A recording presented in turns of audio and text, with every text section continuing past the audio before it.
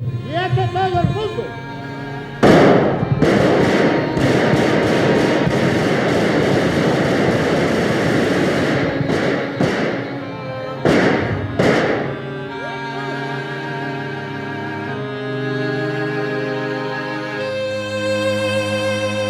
Veo que ninguno de los tres había estado aquí arriba. No, ninguno. no. Bueno, ninguno, yo no. Yo no, desde No, luego. yo tampoco. Seguro que no. Parece el casco de un buque invertido, ¿verdad? Sí, eso se dice siempre de las bóvedas y del Pero es que gótico. esta es Sí, muy- sí. Un maderamen muy... Pero este maderamen ya estaba. Parece que sí. Me dicen que sí, que estaba, que ha sido, que no, sí, sí. Estaba ya. Claro, es que se construía así.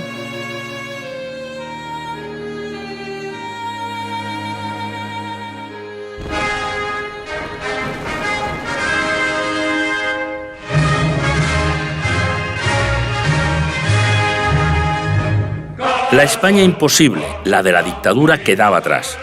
Desde mediados de junio del 77, con las elecciones libres, teníamos una democracia como la francesa, aunque faltaba por aprobar una nueva constitución.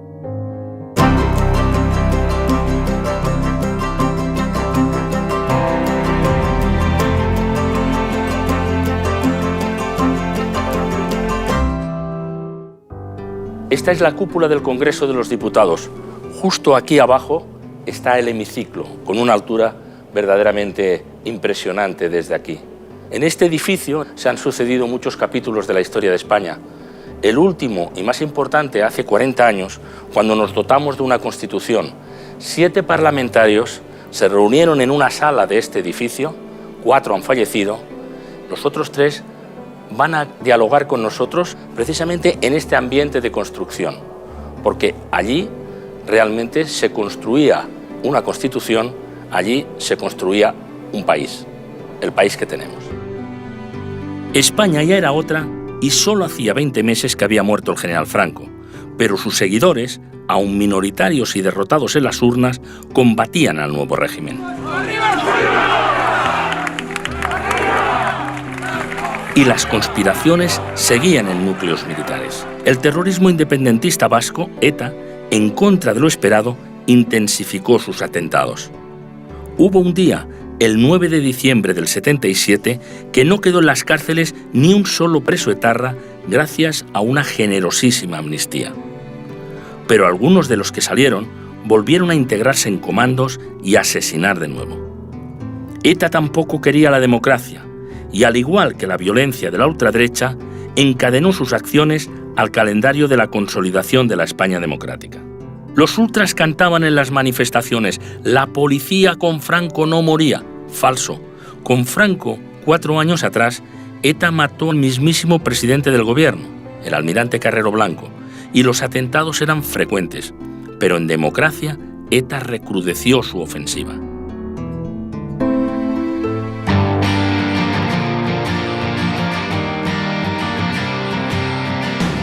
La ultraderecha no quería libertades políticas, ni siquiera la de expresión. Por eso envió un mensaje en forma de bomba a la redacción de la revista satírica El Papus, en Barcelona. Murió el conserje que recibió el paquete.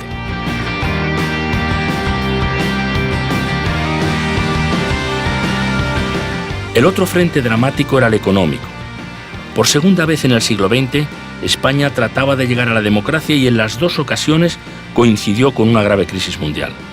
La primera en los años 30, por la República, proclamada 2 años después del colapso del 29. La segunda a la muerte de Franco, tras la crisis del petróleo. Los datos de la España económica estremecían. Por eso se negociaron y firmaron los pactos de la Moncloa con políticos, sindicatos y empresarios. Cuando ahora se habla de crisis, que vengan a ver lo que era el Pacto de la Moncloa, que vengan a ver lo que representaba una sociedad con unas tasas de inflación del 25%, con un paro mucho más alto del que teníamos ahora, sin subsidio de paro, y que tener al lado sentado a Marcelino Camacho firmando los pactos de la Moncloa. Todos ellos asumieron unos retos y unas responsabilidades muy importantes que incluso rompían, como le correspondió a Santiago Carrillo, romper con viejos, digamos, esquemas de actuación que desde la clandestinidad se habían forjado, y tuvo que asumir todo esto, y lo asumió.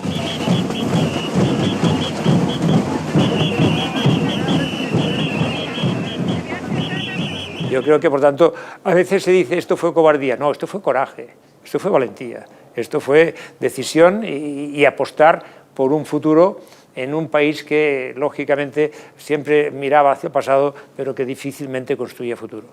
La idea era la siguiente. Los sindicatos, a pesar de la inflación, renuncian a pedir salarios demasiado altos. Y a cambio, sin embargo, el gobierno compensa con un salario social, es decir, con un gasto público que favoreciera a las clases más pobres del país. Esto es lo que se llama un pacto social. Y en España fue Enrique Fuentes Quintana quien persuadió al entonces presidente del gobierno, Adolfo Suárez, de la conveniencia de utilizar esa fórmula. Y yo creo que cuando se habla de la transición española hay que hablar de todas las transiciones, ¿no?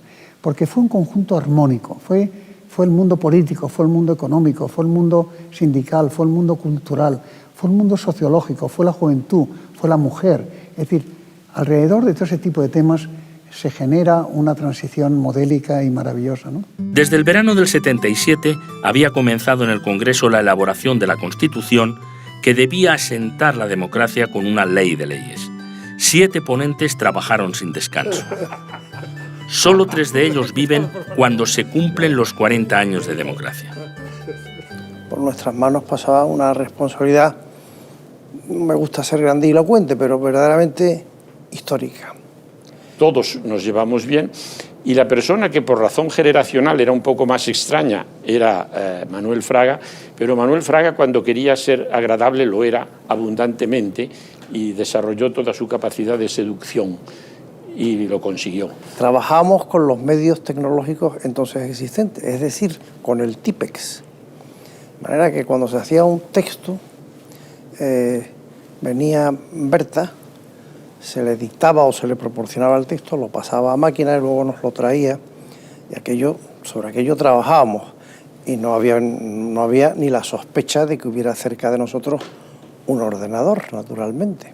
No existían, o por lo menos aquí no habían llegado, y a donde yo trabajaba tampoco. Y entonces, claro, pues yo quiero evocarla porque fue una mujer primero que aguantó nuestras jornadas de trabajo.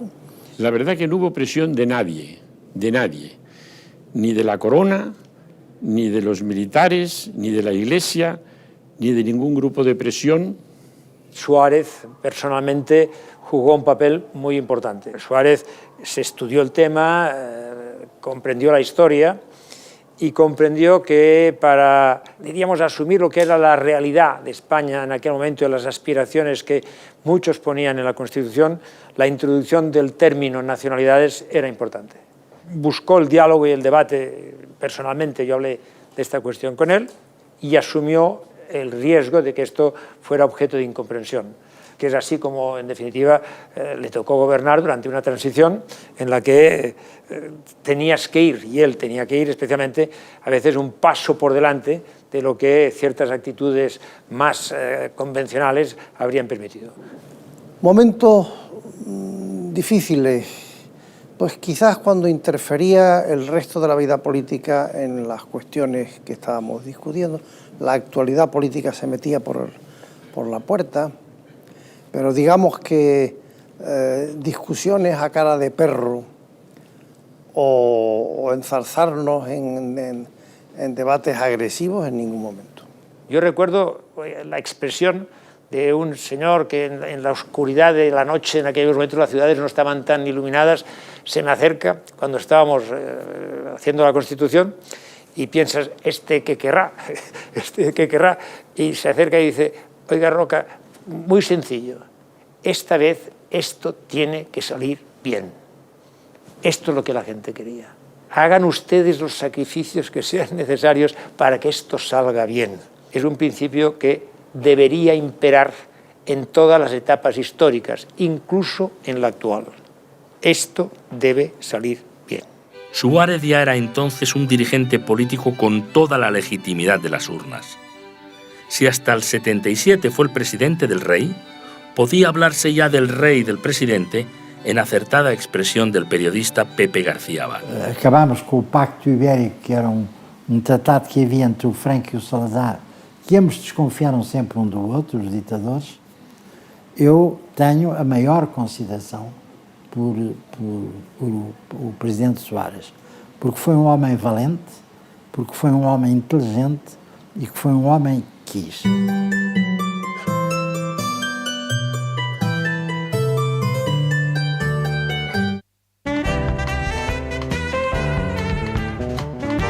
El proceso político avanzaba, pero a golpes de audacia. El 20 de octubre del 77, el presidente de la Generalitat en el exilio, Josep Tarradellas, viaja a Madrid y 3 días más tarde desembarca en Barcelona. Suárez restaura provisionalmente aquella institución catalana ilegalizada tras la Guerra Civil.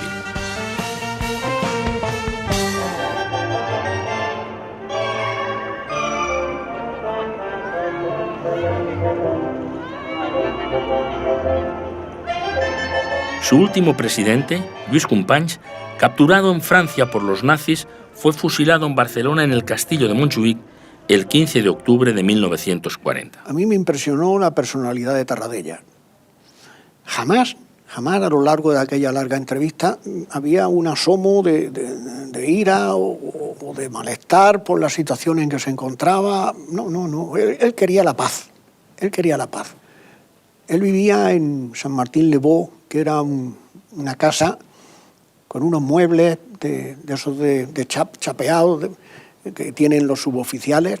O sea, no vivía con ningún lujo. ¿Y usted le grabó la entrevista, general? Claro. Es más, en un momento determinado tuve que decir, bueno, que tengo que subir a hacer pis. Y entonces tuve que subir porque ya sabes que la grabadora hay que darle la vuelta a la cinta. A mí aquel hombre me parecía un hombre bueno, fundamentalmente. Y además que se podía contar con él. De repente nos dijeron, oye, Tarradellas está en Madrid. Esto fue así. Pero es que aquella era una época de audacia, porque avanzar en la transición de un régimen totalitario, de un régimen dictatorial, que tenía sus orígenes en una guerra civil espantosa, lógicamente, para salir de aquello tenías que salir con golpes de audacia, con golpes de valentía y con coraje. Y Suárez lo tuvo y Tarradellas lo tuvo. En el año 78, la interacción entre avances políticos, progresos económicos y sociales, pero atentados terroristas constantes, tejen un panorama de esperanza, aunque salpicado de sangre.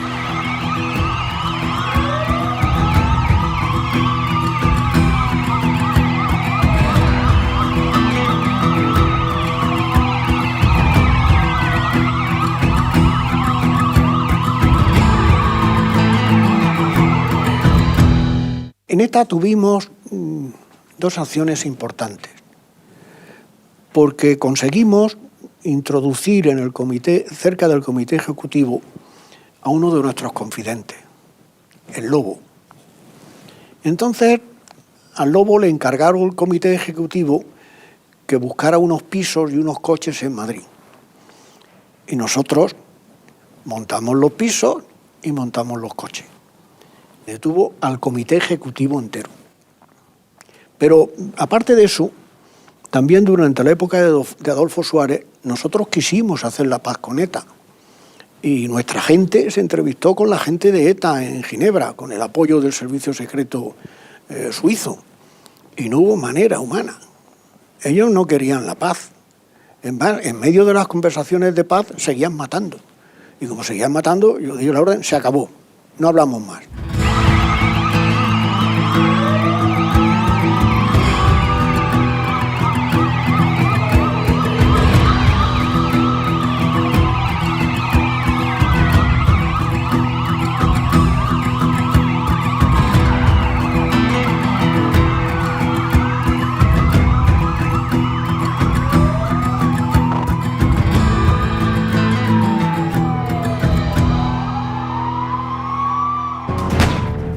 El 28 de junio del 78 asesinan al primer periodista, José María Portell, director de la Hoja del Lunes de Bilbao y redactor jefe de la Gaceta del Norte.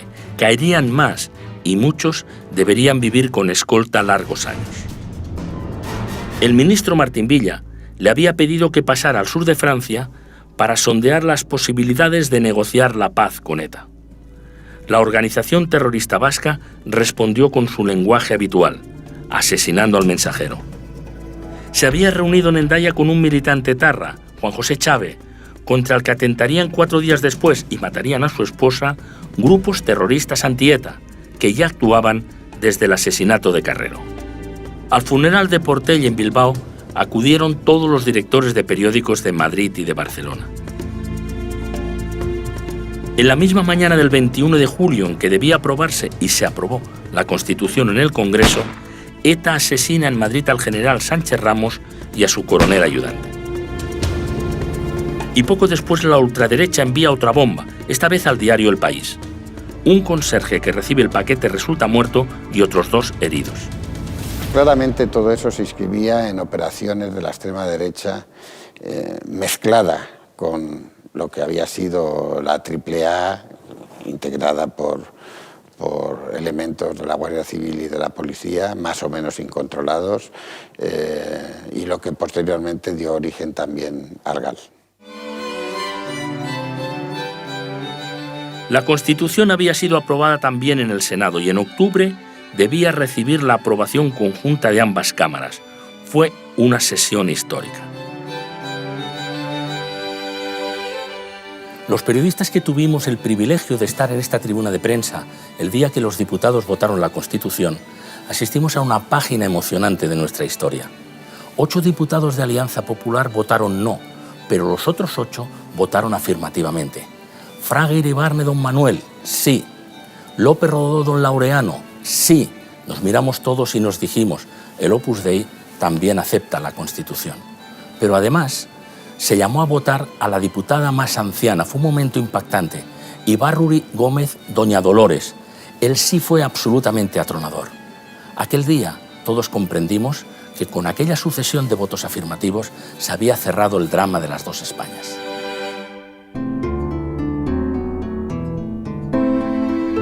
Y esta Constitución, que en gran parte, pues, su aplicación depende de nosotros, es la culminación de siglos de esfuerzos por conseguir un mecanismo que proteja la libertad y que proteja la igualdad, tanto cuanto se pueden proteger en un sistema capitalista.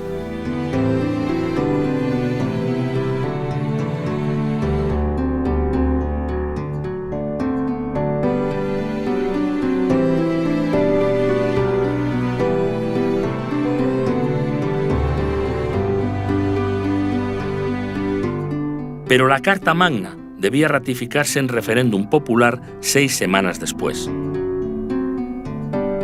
Fue una constitución de consenso, porque no fue de media España sobre la otra media, fue una constitución de todos, fue una unión de voluntades porque todos, en la izquierda y en la derecha y en el centro, intuimos, más que descubrimos, intuimos que había una meta común que a todos teníamos el deber de alcanzar.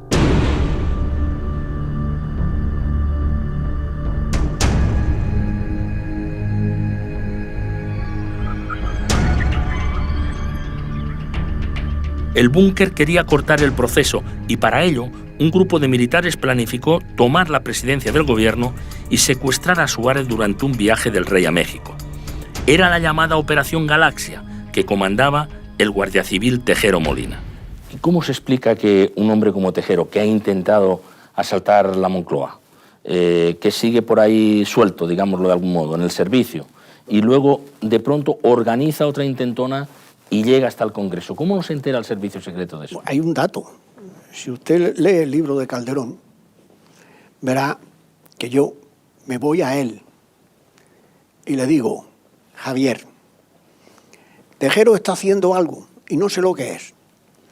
Porque yo entro un día en el bar de oficiales de la dirección y en un rincón está Tejero con el capitán Abad. Y cuando me ven, la cara de terror de los dos estaba clarísimo. Entonces me voy primero arriba, al director general. Se lo digo. Y los servicios de información de la Guardia Civil empiezan a decir que yo estoy chalado. Yo no quería meter en el lío a unos que iban si no era verdad o lo que fuera. Total, que me equivoqué. Pero desde luego algo estaba tramando. Desde el año 73, en España empezaron a acudir los corresponsales extranjeros, insisto, de varias cadenas de cada país, de televisión, de periódicos, de todas clases. ¿Por qué? Porque en realidad pensaban que los españoles nos íbamos a enganchar violentamente otra vez y estaban muy interesados en saber cómo se iba a producir ese proceso. Como lo hicimos bien, fuimos objeto de admiración y de asombro y de sorpresa. El 6 de diciembre del 78 es un gran día. Quedaría en el calendario como fiesta de la democracia. La Constitución aprobada por amplia mayoría. La ciudadanía española quería la democracia y la certificó con su voto entusiasta.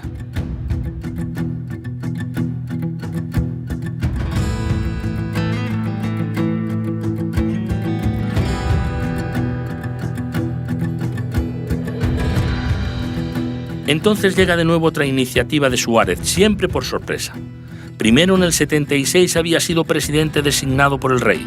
Después, en julio del 77, presidente elegido en las urnas. Y ahora se proponía ser presidente constitucional.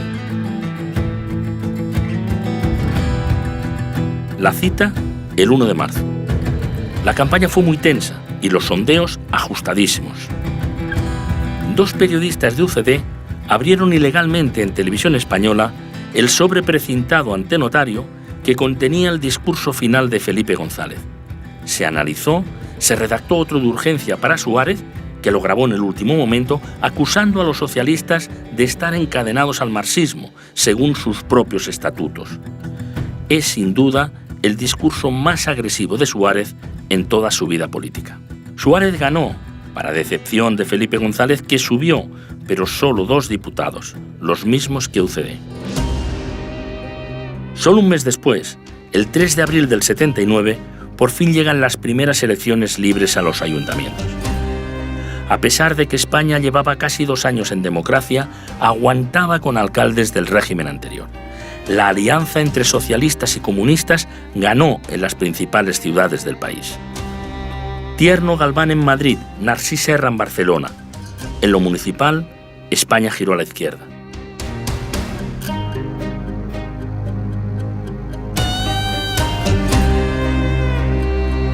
Felipe González, dolido por la nueva victoria de Suárez, exclama: «A mí esto no me vuelva a pasar», y entiende que debe eliminar de los estatutos del PSOE las referencias al marxismo. Hay que ser socialistas antes que marxistas. Ese anuncio de retirar el marxismo lo hizo en Barcelona, en una cena en la que participábamos casi 100 periodistas. Al escuchar aquello corrimos hacia los pocos teléfonos disponibles para llamar a las redacciones, como esos periodistas de las películas, cuando el tribunal dicta sentencia en un juicio y dice inocente o culpable.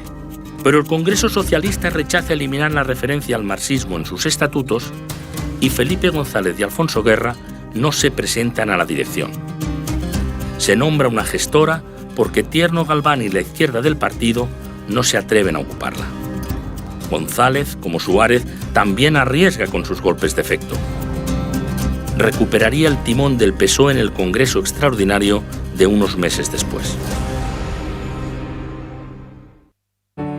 1980 es el año de la decadencia del presidente Suárez. Se avanza y en marzo se aprueba el Estatuto de los Trabajadores, pero la ultraderecha sigue golpeando. Secuestra y asesina a la estudiante trotskista Yolanda González.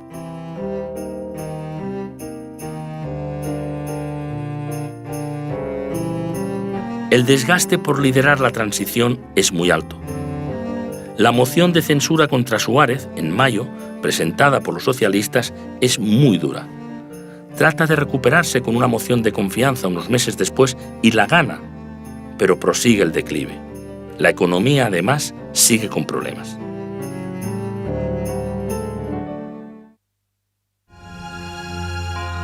El día 1 de mayo de 1981 estalla lo que se conoce como el síndrome tóxico de la colza, que dio lugar a que hubiera más de 20.000 personas afectadas y más de 1.000 muertos. Yo fui abogada de casi 3.000 personas, quizá algunas más. Fue la primera vez que se abrió la casa de campo en una sala especial y fuera el juicio de lo que es la Audiencia Nacional. pero lo que está claro es que no había en ese momento un control alimentario. Posteriormente fue cuando se hizo la ley de consumo. Ernest Lluch fue el primer ministro que planteó una ley de consumo, que hasta entonces en España no había ningún tipo de control.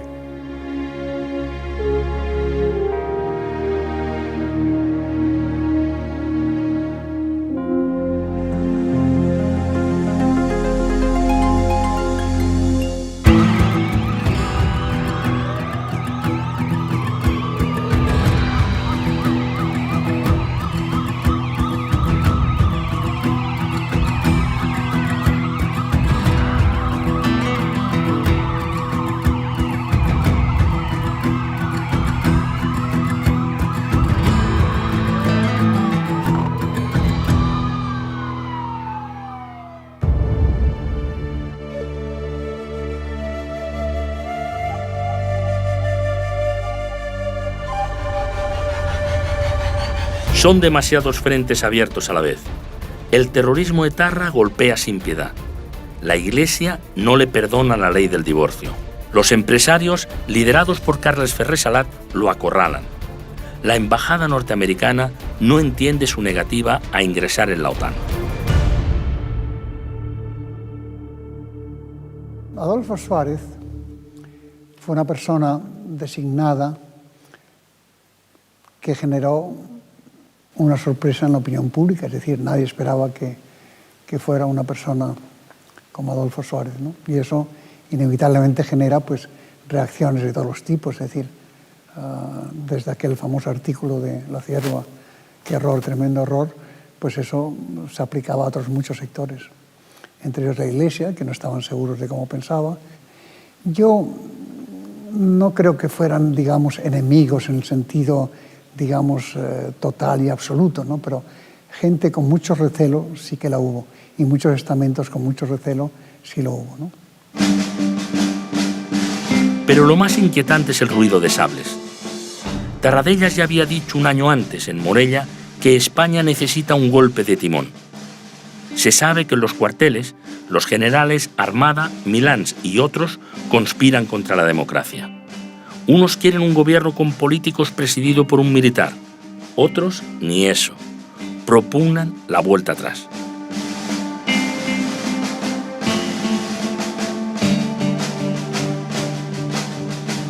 Hoy tengo la responsabilidad de explicarles, desde la confianza y la legitimidad con la que me invistieron como presidente constitucional, las razones por las cuales presento irrevocablemente mi dimisión como presidente del Gobierno y mi decisión de dejar la presidencia de la Unión de Centro Democrático. Llegó y entonces me dio la gran sorpresa, me dijo, vengo a dimitir, y yo eso no se me pasaba por la imaginación.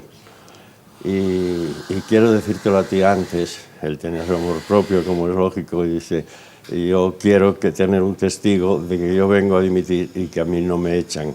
¿Usted cree que presentó la dimisión que sorprendió al país porque tenía información de que se preparaba un golpe de Estado y quería detenerlo? No lo sé, sinceramente no lo sé.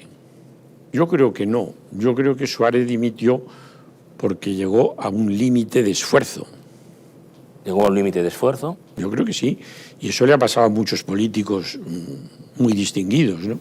Suárez debió sentir, ya cuando dimite, que hay ese peligro, no tanto de intriga política, sino de golpe militar. El golpe militar era una cosa que venía viendo venir desde hacía mucho tiempo, porque había todas las condiciones para un golpe militar. La tradición española, un gobierno débil, el terrorismo que mataba todos los días generales, guardias civiles, tal. Bueno, y un ejército, un mando del ejército que era franquista. El Congreso de UCD de días después coloca como sucesor al vicepresidente Calvo Sotelo, que no pertenece a ninguna de las 4 familias ideológicas del partido. Pero cuando se estaba votando su investidura en el Congreso, Tejero irrumpe a tiros y secuestra al gobierno y al Parlamento. ¡Quieto todo el mundo!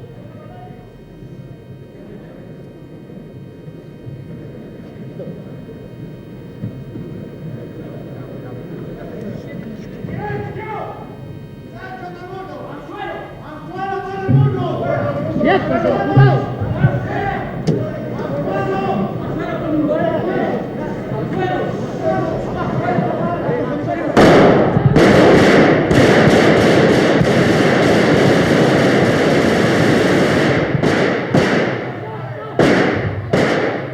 Sí, con un atuendo zarzuelero, con un bigote enorme, el tricornio y dando gritos soeces, vulgares, que parecía una farsa, no parecía una realidad.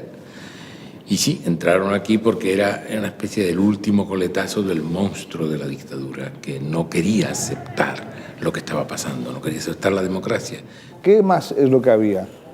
La heterogénea indumentaria de la Guardia Civil.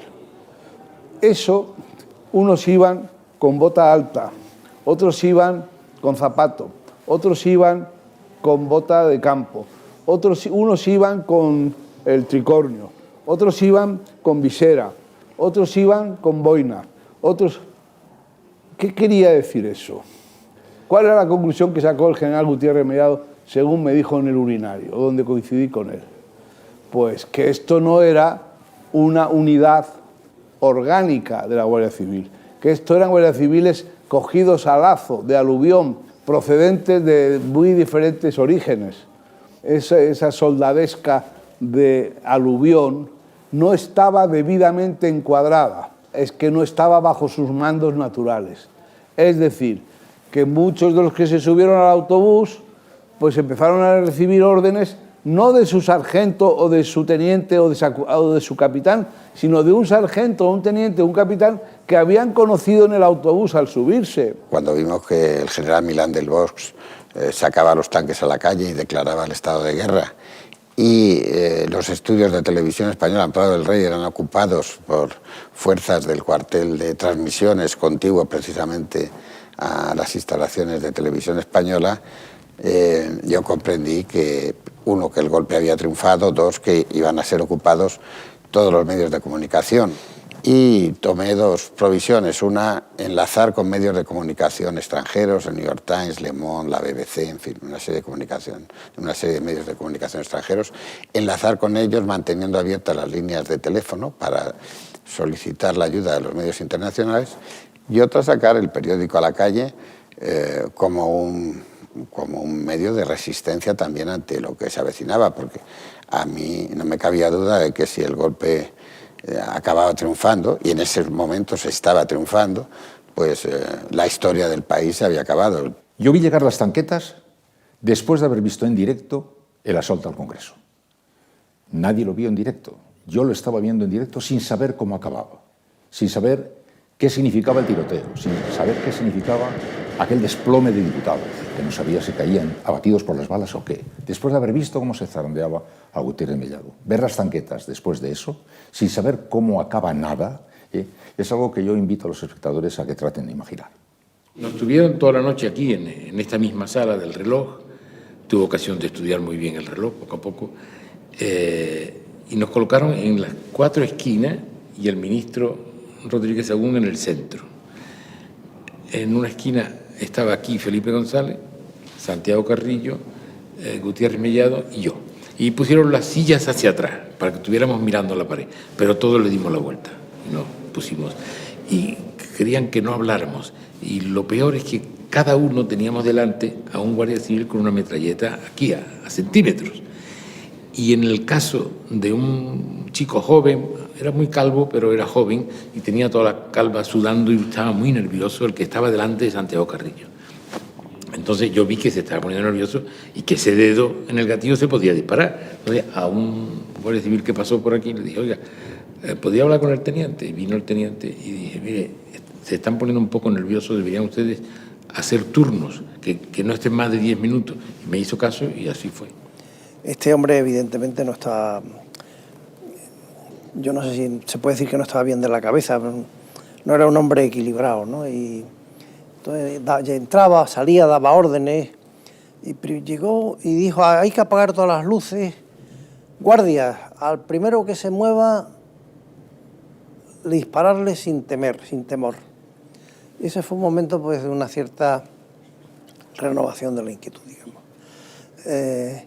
Y luego hubo un momento también que dijo, vamos a apagarlo todo, no sé qué, y vamos a hacer aquí un fuego. Entonces desventró unas sillas del mobiliario del Salón de los Pasos Perdidos, que son además unas sillas isabelinas, como es toda esta casa, que me pareció, entre otras cosas, un atentado a la estética y tal. Cogió las desvencijó, sacó la gutapercha y lo que hizo una pira, puso también unos velones y dijo a la menor, poner esto, prender fuego a esta pira, y la puso la pira encima de la mesa de los taquígrafos, que está en el centro. Claro, yo sabía y sé que debajo de este magnífico lugar, donde nunca había estado, está la falsa cúpula, que es la del Salón de Sesiones, que está pintada a la cera. Una pintura a la cera, en cuanto hay fuego, explota, ¿no? Pues habíamos pasado la voz de decir, cuando vayan al servicio con un guardia civil, intentarle hacer ver que se están metiendo en un lío. Y al que me correspondió a mí, digo, bueno, me parece que se están metiendo en un lío. Dice, a mí me es igual. A mi padre lo mató la ETA. Que era un sargento que se venía con un fusil ametrallador. Yo cuando hice la mili lo que había era los Mauser, o sea que no me conocía. Entonces este estaba ahí, se sentó en la mesa, se puso de pie en la mesa, donde están los secretarios, y te cogía el fusil ametrallador y de vez en cuando hacía clac, clac, clac, clac. ¿Temió en algún momento por su vida la noche del 23F? Sí, es una extraña sensación. El recuerdo más fijo que tengo de aquella larguísima noche, en la que efectivamente, como estábamos en cada rincón, casi que podíamos comunicarnos gestualmente o comentar algo, pues nos volvieron como si fuéramos niños de escuela, a golpe de metralleta, nos volvieron de cara a la pared para que no nos comunicáramos. Lo que más me impresionó de aquella noche es que Gutiérrez Mellado se quedó sin voz, se le cortó la voz. Era una cosa como muy angustiosa, pero era una reacción a la tensión, como es natural. Pero ese es el recuerdo más permanente que tengo. Pensé que nos iban a matar. Hombre, si no lo hicieron en el primer momento, ya habían pasado unas horas, era más difícil, era enormemente incierto, no teníamos ningún tipo de información, la incertidumbre era total, ¿no?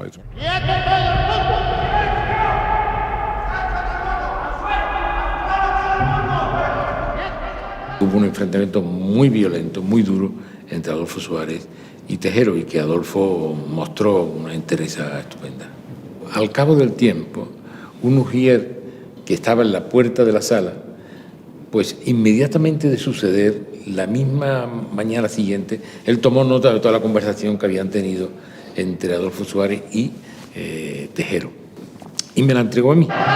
Quiero darles a conocer a todos ustedes un fragmento de la vida política de Adolfo Suárez, un poco en la penumbra. Todos conocen su actuación valerosa y constitucional con ocasión del golpe de Estado de febrero de 1981.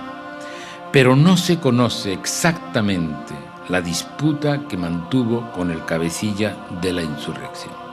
Un ujier contempló la discusión. Leo las notas que tomó el ujier y que tituló Suárez y Tejero en portería general. Suárez: explique qué locura es esta. Tejero: por España, todo por España. Suárez: qué vergüenza para España. ¿Quién hay detrás de esto? ¿Con quién tengo que hablar? Tejero: no hay nada que hablar, solo obedecer. Suárez: ¿pero quién es el responsable? Tejero: todos, estamos todos. Suárez: como presidente del gobierno de España, le ordeno que deponga su actitud. Tejero: tú ya no eres presidente de nada. Suárez: le ordeno. Tejero: yo solo recibo órdenes de mi general, siéntese. Suárez: ¿qué general? Tejero: Milans. No tengo nada más que hablar. Suárez: le insisto, soy el presidente. Tejero: no me provoque. Suárez: pare esto antes de que ocurra una tragedia. Se lo ordeno. Tejero: usted se calla. Todo por España. Suárez: le ordeno. Tejero: cállese, siéntese. Desarticulado el golpe por el rey y los generales leales, Gabeiras, Quintana Lacazi y otros, el jefe del Estado, con uniforme de capitán general, aparece de madrugada en televisión y defiende la Constitución. Tejero, Milans y Armada capitulan. En forma alguna, acciones o actitudes de personas que pretendan... El 28 de febrero las calles de España se llenan de manifestantes. La ciudadanía claramente rechaza la vuelta a la dictadura. En aquella época lo que se vio fue la fuerza de la sociedad civil. Después del 23F se vio cómo inmediatamente la ciudadanía no estaba dispuesta a renunciar a Europa, a renunciar a la democracia, a renunciar a la modernidad, ¿no? La democracia triunfó a pesar de todo, a pesar de la crisis económica. Y eso demuestra que detrás de la idea democrática estaba toda España, prácticamente toda España. Tras el shock, Calvo Sotelo es elegido presidente. Tiene una difícil tarea, juzgar a los golpistas. Se forma un consejo de guerra. La tensión es muy alta en las Fuerzas Armadas. Entramos en la sala del Consejo de Ministros, que estaba llena de generales y de almirantes. El Ujier anunció que venía el presidente del gobierno. Nos levantamos, unos cuantos, muchos de los militares en la sala también, algunos no. En un momento dado entró una cámara de la única televisión de entonces, de la televisión española, y un general, cuyo nombre no diré, le espetó desde el otro extremo de la mesa: Leopoldo, sonríe, que vamos a salir en la tele. A lo que el presidente no le dijo nada durante unos segundos y pasados esos segundos le dijo a mi general que yo sonría y que usted sepa comportarse. Son ambos imposibles metafísicos. Y ahí se acabó la reunión. A partir de ahí hablamos de muchas cosas, pero nada de política.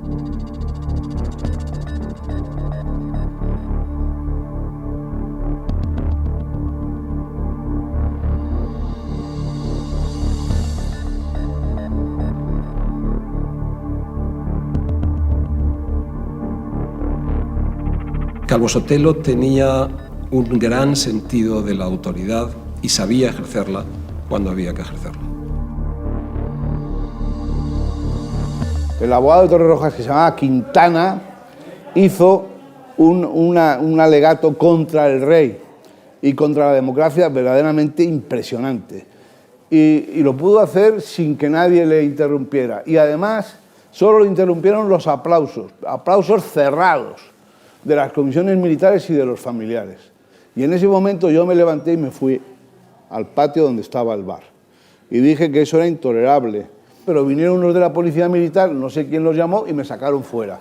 Yo fui expulsado de la sala del juicio del 23F por haber publicado como director de Diario 16 el testimonio de un soldado de la división acorazada que recordaba cómo el capitán Álvarez Arenas, uno de los golpistas, les había amenazado a él y a sus compañeros con dispararles, con darles un tiro en la nuca si no secundaban sus órdenes de invadir el Congreso. Los golpistas se amotinaron y se negaron a bajar a la sala del juicio mientras yo estuviera allí y, sorprendentemente, el tribunal cedió a su coacción.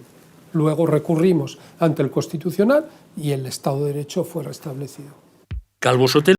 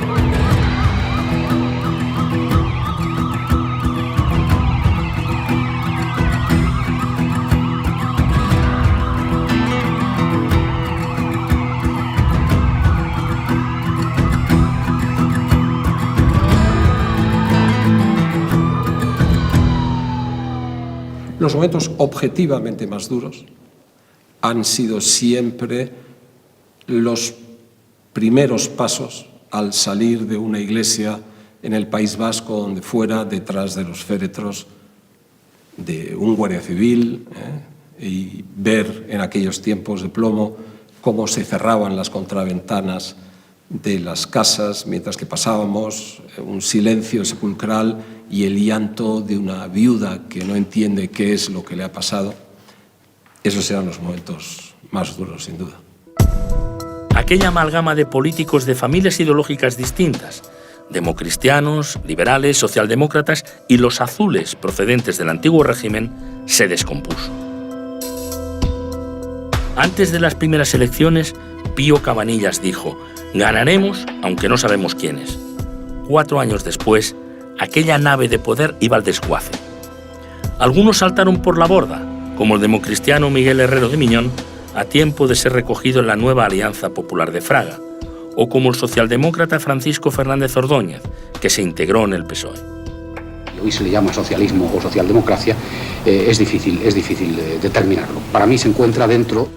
Yo creo que si UCD hubiera reconocido las tendencias internas, porque había una tendencia socialdemócrata, una tendencia democristiana, una tendencia liberal, una tendencia conservadora, podía haberse consolidado.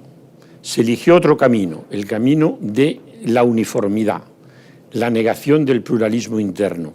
Y eso yo creo que fue un defecto que contribuyó a su crisis.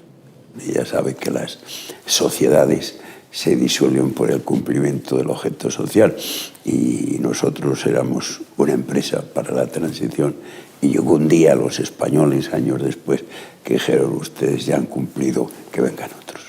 Suárez fundó el Centro Democrático Social a mitad del verano del 82 y para cortarle el paso, Calvo Sotelo convocó elecciones anticipadas. Suárez no tiene ni tiempo ni crédito y basa su campaña en una frase popular: yo también tengo problemas con los bancos. Los tenía hasta tal punto que años después perdería, en un embargo, su casa de Ávila.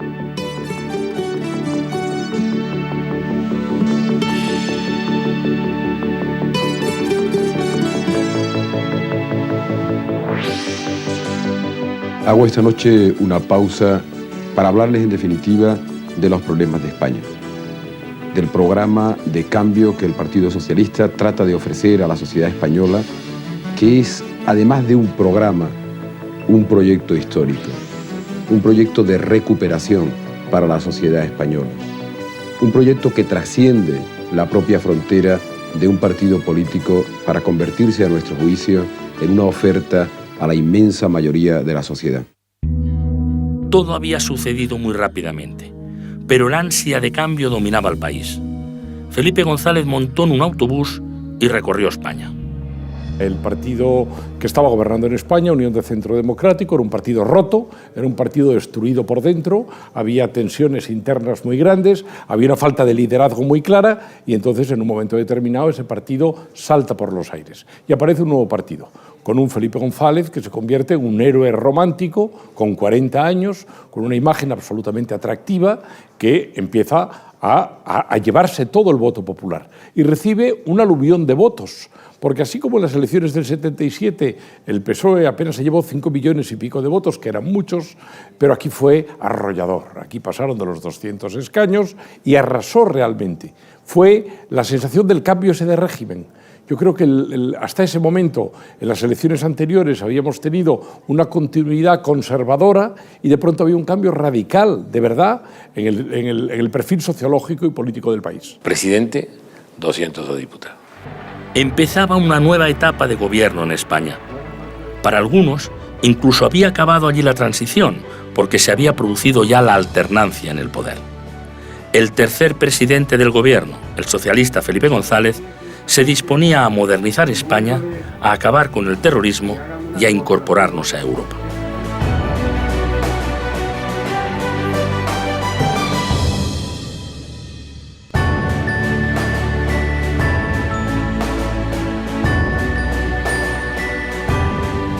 Con la Constitución del 78 aprobada ampliamente en referéndum, los españoles recuperamos los derechos civiles, sociales y políticos que habían sido negados por la dictadura. También se recuperó el diálogo social a partir de los pactos de la Moncloa y se estrenó el Estatuto de los Trabajadores. Pero sobre todo, en aquel periodo, lo que pudimos hacer fue derrotar los últimos coletazos del franquismo, enterrar el golpismo.